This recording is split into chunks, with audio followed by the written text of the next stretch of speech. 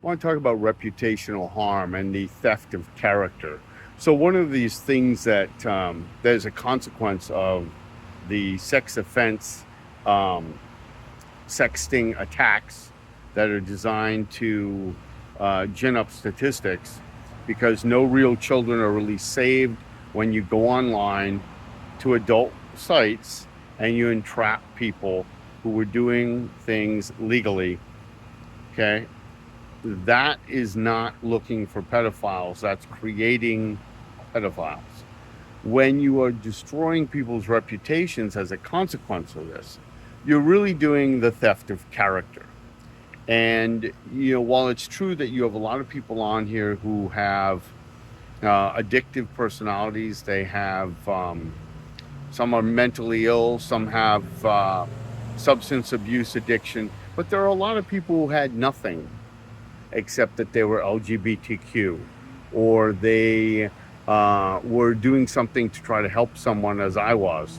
And I know that it's very common for people in the community to laugh and make fun of these people and say, yeah, every pedophile I've heard will say that. Everybody wants to harm a child will say that.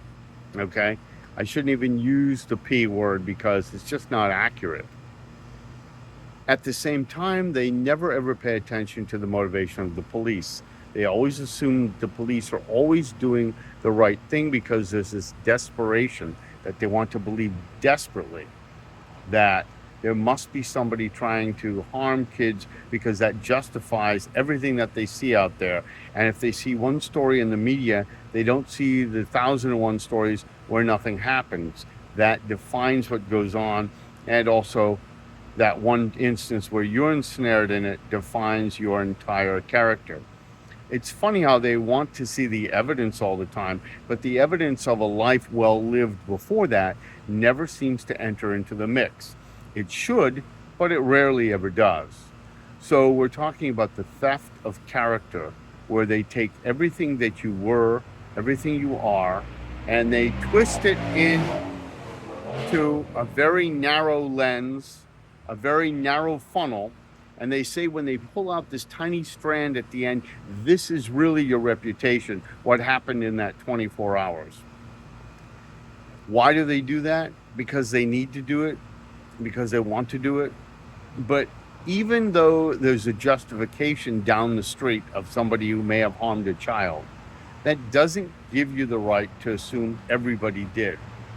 The reputational harm that's being done is never talked about, and it's absolutely there.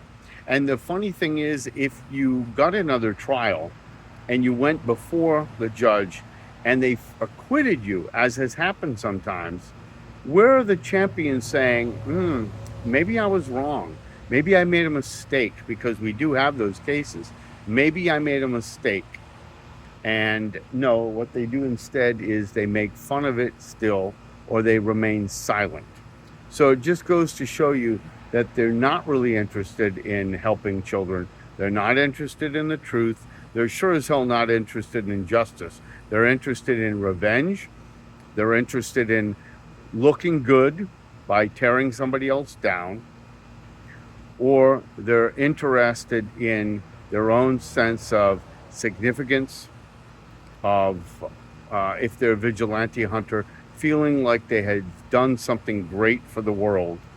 And when really the hard work of doing something great for the world would be working with a child, sitting down, committing to tutoring that child for an hour every other day or several times a week, where you find out teaching is a lot harder than you think. That would be a worthwhile, beneficial, societal enriching exercise, not tearing people down, even if they've done something. Where is the redemption? Where is the sense that you need to look at this fairly?